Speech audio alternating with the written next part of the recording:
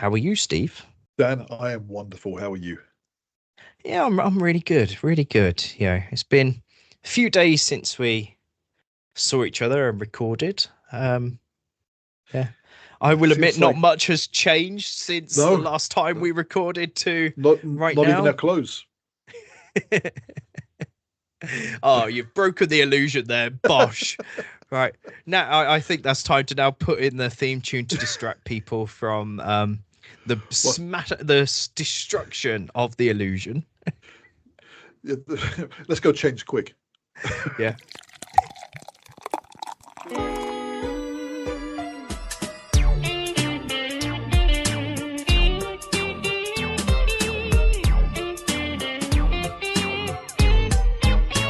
Boo-Foons Mystery Investigators. Off the case.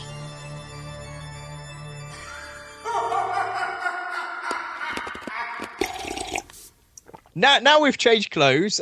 We are the Boo-Foons here with another episode of Boo-Foons Off the Case. So it's now been a few minutes since we last recorded with one another because we've now both got changed. We're wearing different clothes now. Underwear, at least. There we go. That's a good enough start for you to do that on Saturday. What are we doing? Compose yourself. I was Bitter better sorry. butter, bitter better butter, bitter better butter, bitter better butter, bitter better butter. That's one of those tongue twisters that they do. Yeah, I have trouble just speaking just normally without doing tongue twisters. I don't know how. When I listen to myself on these podcasts, not only do I not know what I'm talking about, I can't even pronounce what I'm talking about that I don't know. To an unqualified expert in everything, aren't I? Yeah. But then that's again, that is why we work so well as a podcast, because the way you and You're I are educated. and the I'm not. banter that the two of us have, it just works so well. What I like, it's the other way around, you see, because you're the young one, you're the smart one, and I'm the old one who's just the stupid one, who's obviously been licking too much lead paint when I was younger, that kind of thing. It certainly shows. It certainly shows. We would be far better influencers than influencers. Really?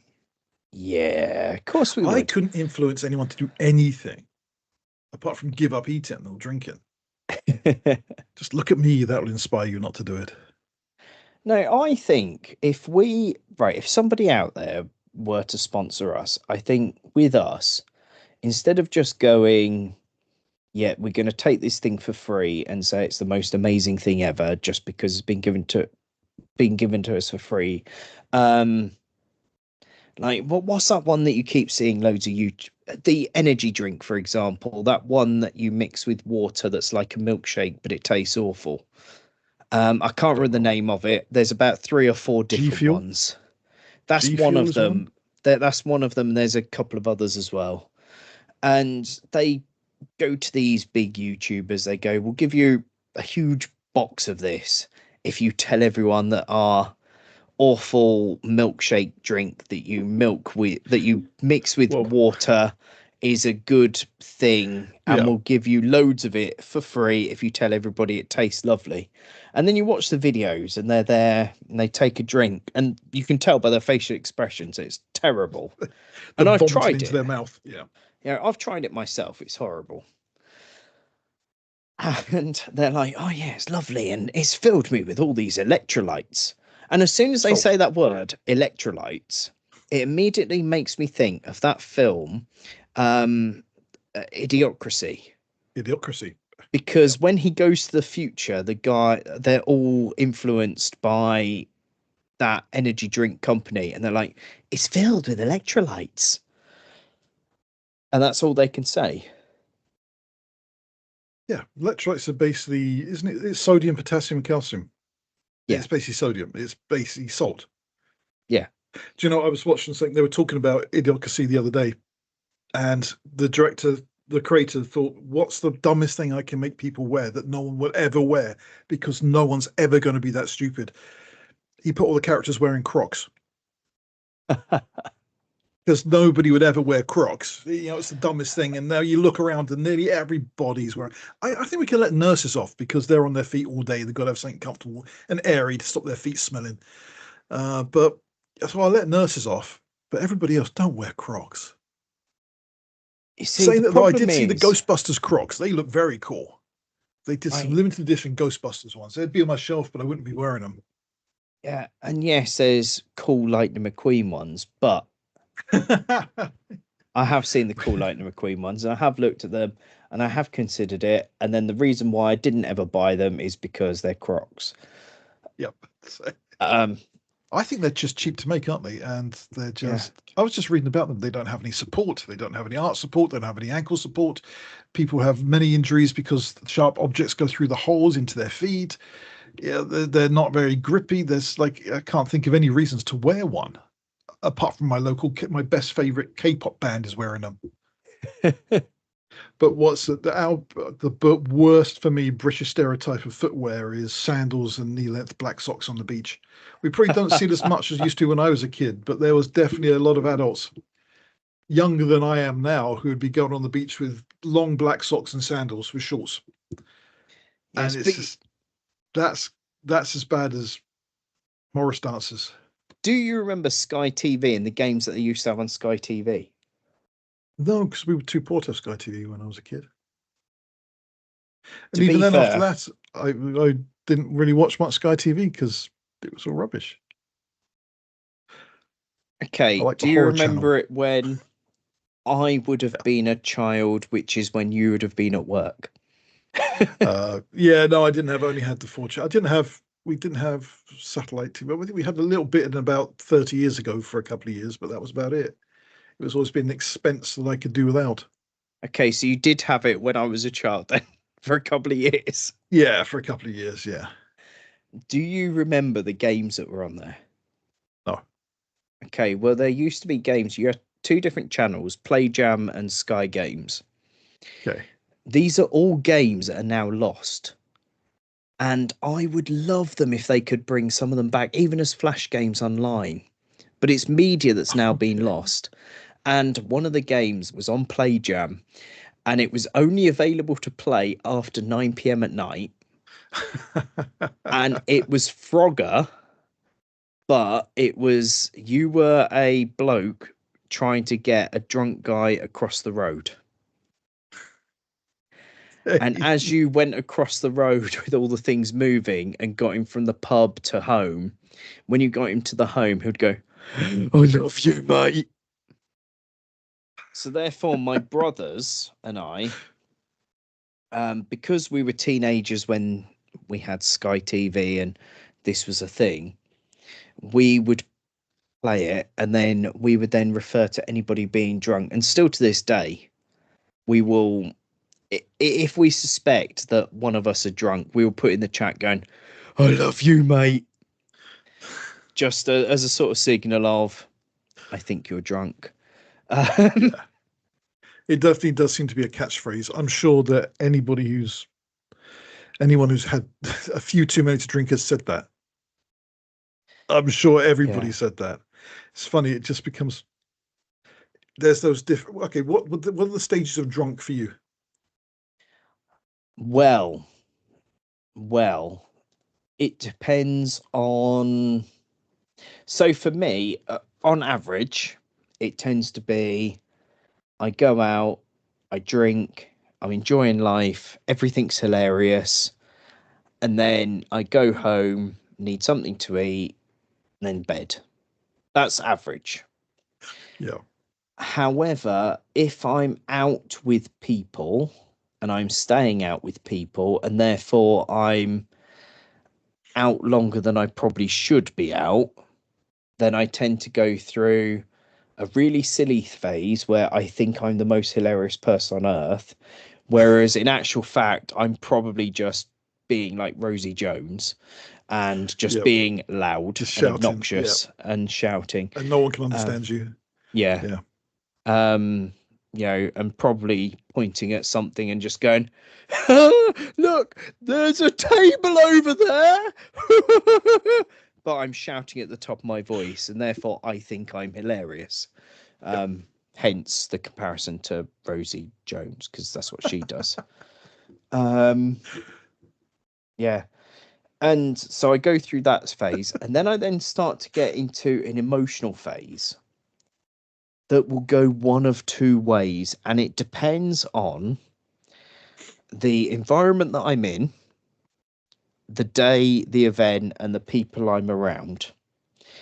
It will either go to the point where I get very, very upset and emotional and start going down the sad lines and the depressed lines of, oh, I'm all alone and nobody loves me, and when I go home I'm all by myself, and oh, woe is me. Or it will go the other way, where I am the happiest person on earth and do go down that thing of, oh, love you, mate. Yeah. They tend to be the phases for me. So when I get extremely drunk, it tends to be very emotional and sad, or very emotional and love everybody and think that life and happiness is the best thing ever. Yep. It's, absolutely. That emotional stage where suddenly you love everybody more than usual. Yeah. But you're not drunk yet. You just feel like you feel cozy and happy, and you love everybody. And then, of course, funny, I'm thinking about that two of the stages of drunk are like my permanent. I think I drank so much when I was younger, I got stuck in these two phases of drunk. One is thinking everything I say is award-winning comedy. Yeah. Just, when it's not. And what's the other one? The other one is just being an expert on everything, which I know I'm not. So an expert on everything, and because that's a great one for my dad. Me and my dad used to argue all the time when we had a few drinks, because we were both experts on everything. And the one that I have stuck with, and I know that I've stuck on, is the loop-in dialogue, where you tell the same story multiple times, or even the same sentence multiple times, and that's what I do all the time. So yeah, there's definitely a few stages of, I think, have stuck to become permanent in my life. You see, I do that sober. I don't need to be drunk to do that bit. Yeah, but as I say, I'm sober when I'm doing these things. It's got to be, but they are drunk phases, aren't they? Yeah, you see that looping dialogue? I do that all the time. If I don't think I've been heard or I fit in, I will repeat myself. The group of people that I had lunch with today. What did they say? Right. And you're gonna have to Google this, because this is an old reference even for you, right? Okay, Google the cartoon character Billy Bunter. Oh, I know Billy Bunter. Yeah. But you also look like Cholton from Cholton the Wheelies.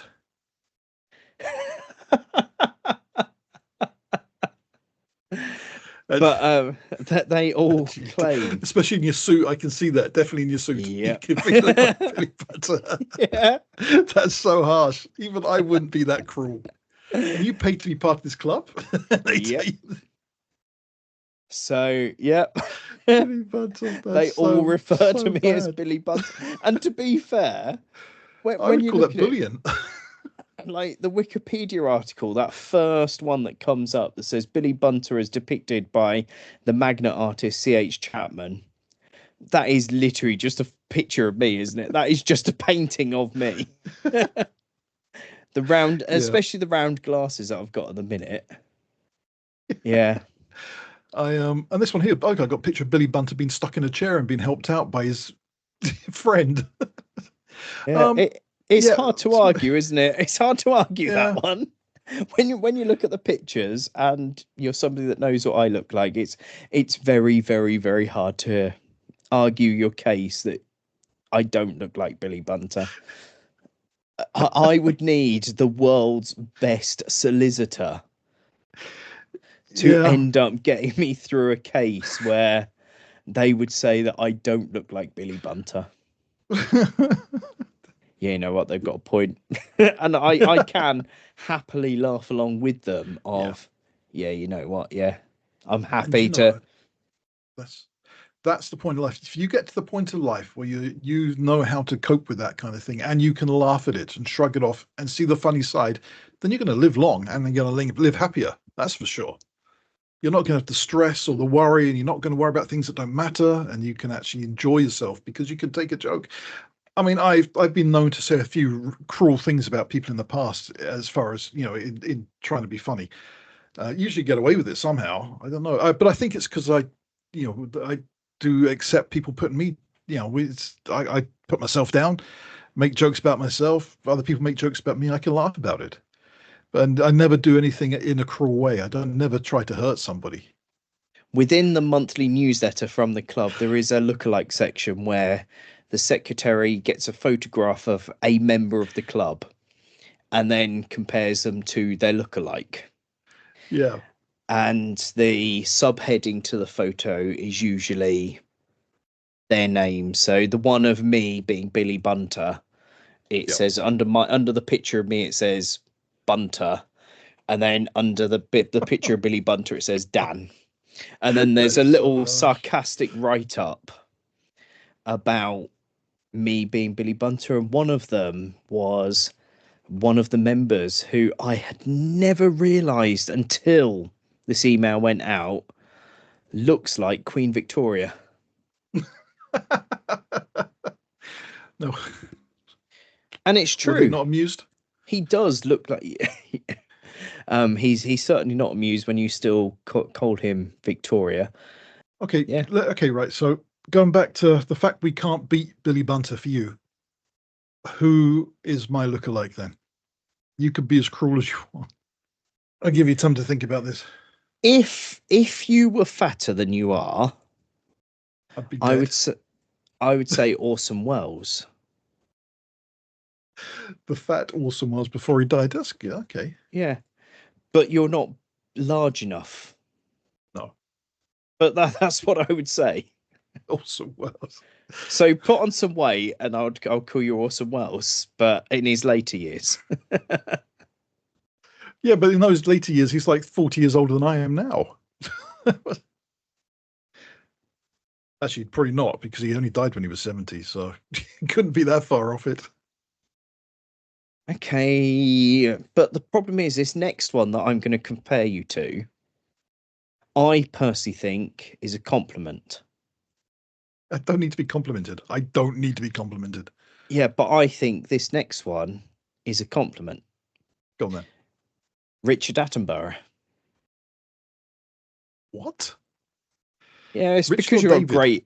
grey hair and grey beard. Yeah, and then you can go, welcome to Jurassic Park. I'm usually really bad at this game. I end up finding things that end up complimenting people.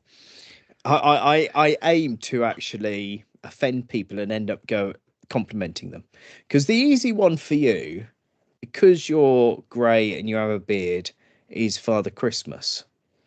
But again, that's a compliment, because who doesn't want to be Father Christmas? Like he's like the Father Christmas is like the nicest person on earth because he gives people presents. Did I tell you the time where I was mistaken for Father Christmas for real? You've told me, but you haven't told people on the podcast. In Uganda. These kids went to a schools thing, a schools meetup where every school from Uganda goes to this place just at the start of the source of the Nile where we were staying. And we went there to visit thousands, tens of thousands, hundreds of thousands of kids. A lot of them had never seen a white person, a white guy, not a white guy with a beard, as big as I was at the time. And they were following around, all of them. All we could hear all day long was, it's Santa, it's Santa. And they just coming up once and I had my picture taken. I was being followed around. And for the whole time, we've just been followed around by thousands of kids thinking it was Santa. It was really nice, actually. It was like I felt like a celebrity, but I couldn't live up to Santa. That's one thing for sure.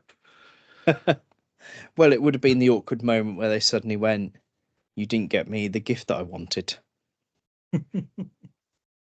Hey, I stopped your school being attacked by the Houthis, so you should be okay. Yeah. I wanted a mosquito net.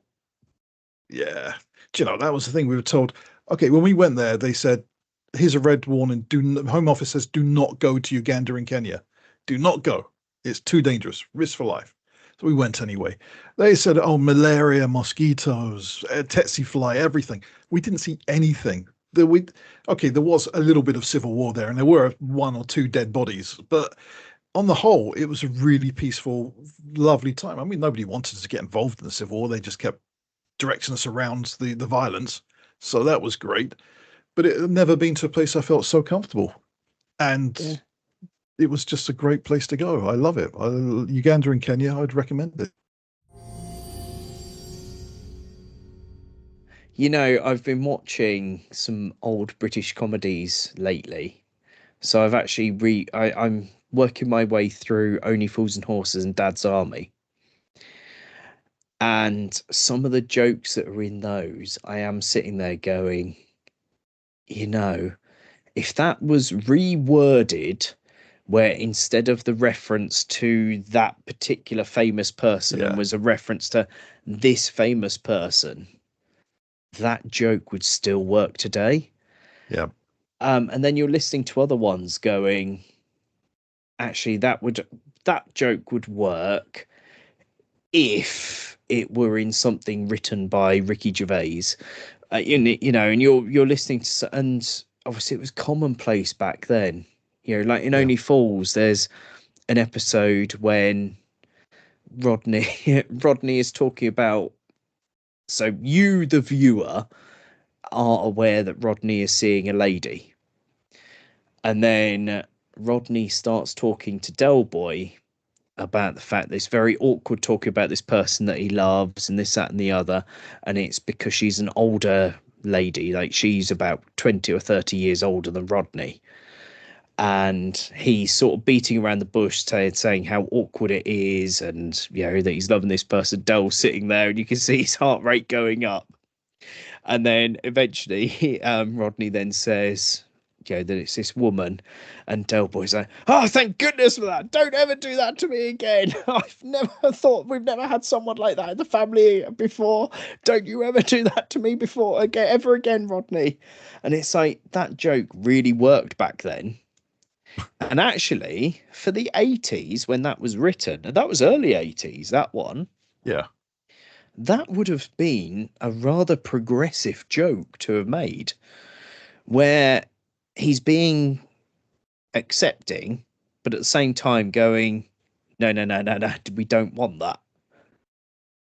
So actually, that would have been a very progressive joke for the era. Yeah. Yeah, I think a lot of the jokes were though. I'd say the comedy, the British comedy, that you watch it and the jokes, I think probably up until very recently, are exactly the same as what's happening in real life, and that's Yes Minister and Yes Prime Minister.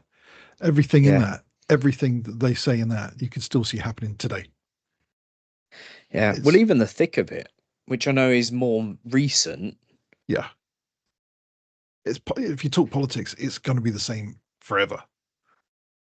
What? I can't remember. Was it Boris Johnson's government, or was it just before him, where they said that there was one of the ministers that said that they hated the thick of it, and then when they were asked why they had that opinion, they then went very cold, and it then turned out the reason why they didn't like it is because the thick of it was almost mirroring.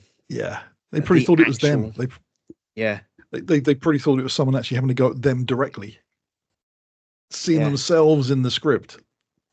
Yeah. However, my favourite sketch is still when they're talking about Star Wars, and you're Peter Capaldi going, "The space hairdresser, you know, goes around with a pedal bin." And they're all made of Lego. They're all made of fucking Lego.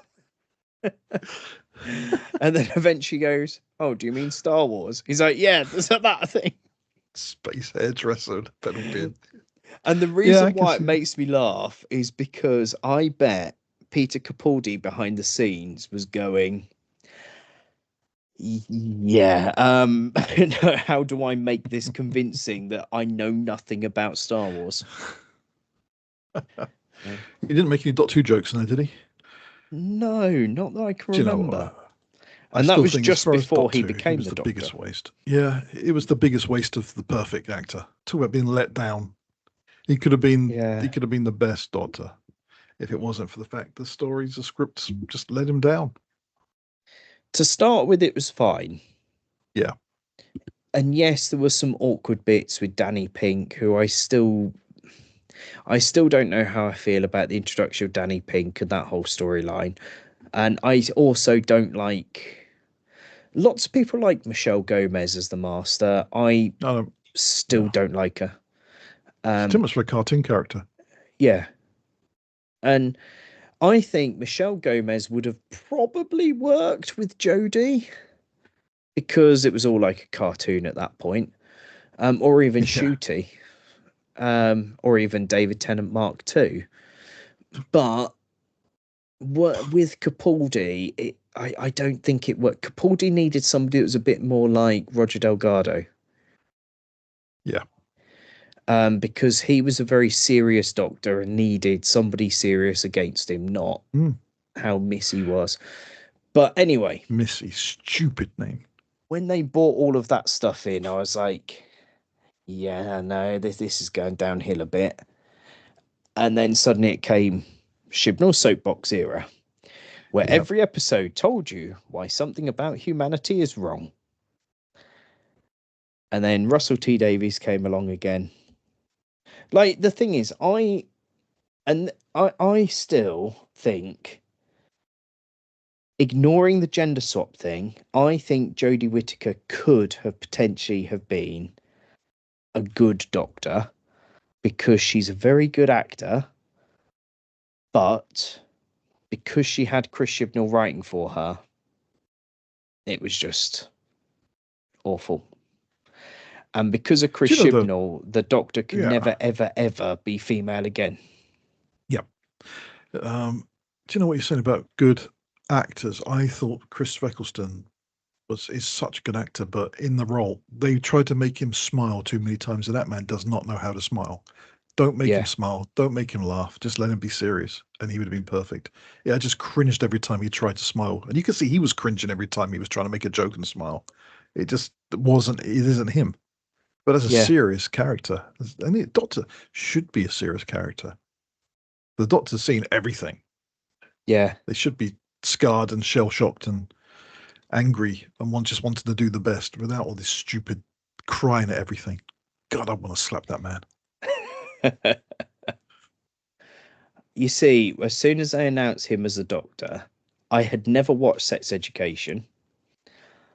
I watched Sex Education because everybody told me to not worry, that it would all be good, because Shooty is a good actor, and I don't have to worry, and I don't have to panic. Yeah.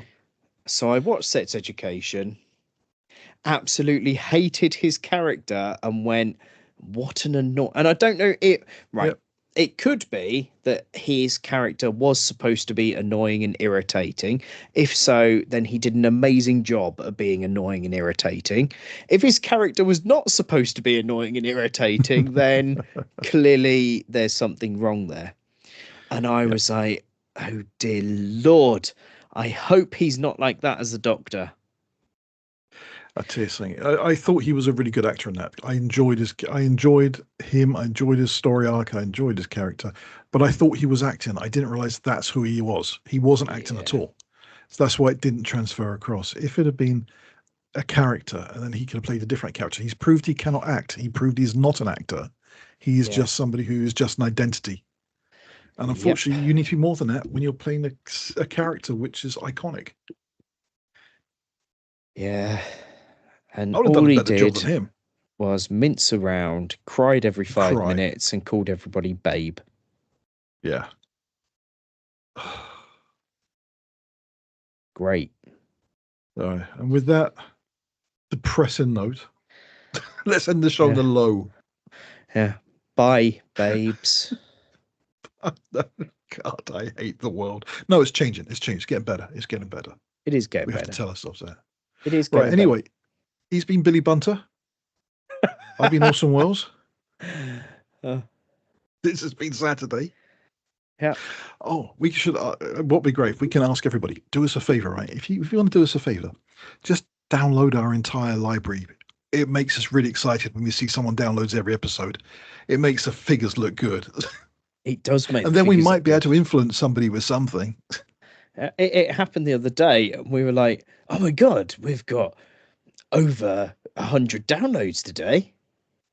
And then we looked, and it was a couple of people downloading the entirety of the library, and we realised that actually it was only 2 people just downloading the entirety of the library, but the figures looked amazing. They did. On one day, we had over 100 downloads. It was amazing until you dug deeper. But yeah, but it looks good. On the surface, it looks good. Right. I know that my mum listens to this podcast. She's told me that she listens to it. Right. And I'm going to get this out there. I've not long before recording this, I was on the phone to my mother, told her that I had to go because we were recording an episode of the podcast. She went, "I can only about tolerate 2 episodes of you and Steve, because you and Steve talk and put me to sleep. So I listen to 2 episodes before I go to bed, and I then feel sleepy, and then I fall asleep." That's very kind. 2 episodes, that's better than most.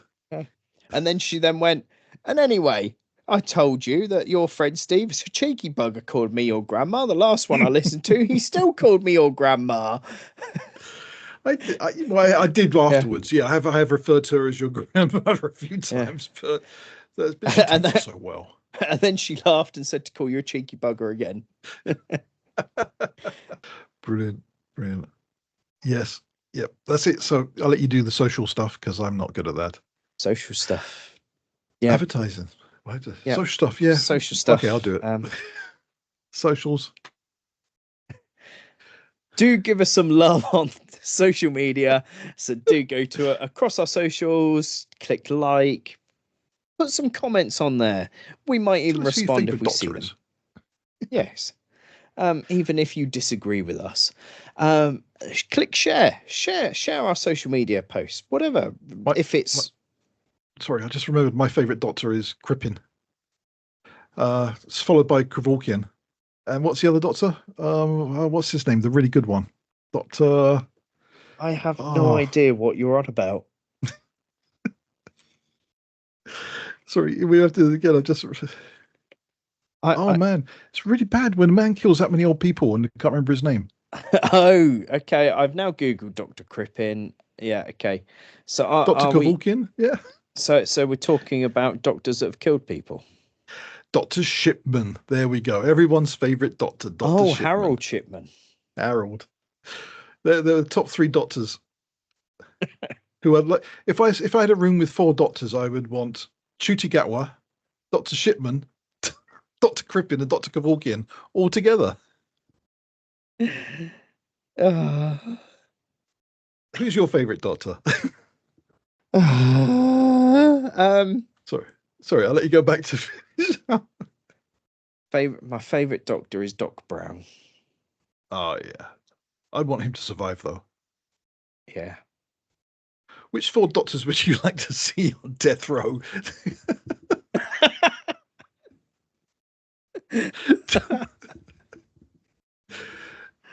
Oh yeah. I don't know how Chuti Gatwa ends up in all those lists. And he's not even a proper doctor. Yeah. An honorary doctor, there we go. Blame Russell T Davies, who gave us false hope. He gave us false hope. I will never forgive him for the false hope he gave us. Sorry. Anyway, socials, yes. Give us some likes, give us some comments, share them, share the posts. They all help us. They help us be seen. If you see us live on TikTok as well, do come and give us some love. I was live on TikTok the other day and I ended it after an hour because hardly anybody turned up to say hello. That's because they hate you, Dan. Yeah, maybe if they saw your face, they would have been like, hooray, and joined. And as ever, look at our website. Loads of bonus content on our website. And if you do want special bonus content, such as the Wednesday episodes in full video format, which are unedited, also the blog posts and loads of other bits and pieces that you get, all as part of being a member, do go over to Patreon. do give us some love over there. And if you feel generous enough, please chuck some money at us. It comes with loads of different benefits. We have also got the Discord channel where you can come and chat to us. And sometimes it's Steve and I being too kind and not blocking people that we should probably block. Yeah. But yeah, come and join the fun and the madness on the Discord channel.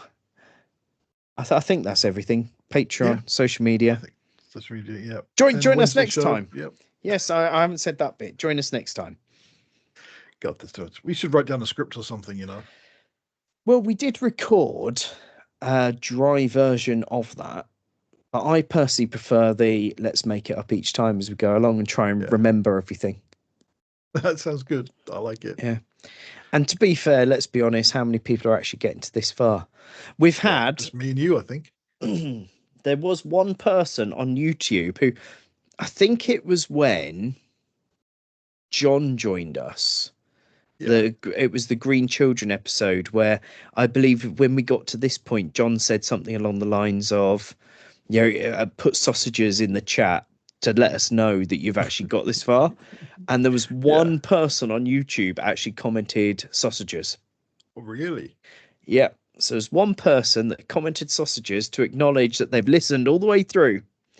On every other platform and all of our social media, nobody has said sausages because I think you should send them a beer mat. I should probably get in touch with them and say, hi, as you are one of the few people that have actually acknowledged that you listen all the way through, would you like some merchandise? Yeah, we'll send you some stuff. And on that note, bye. Bye.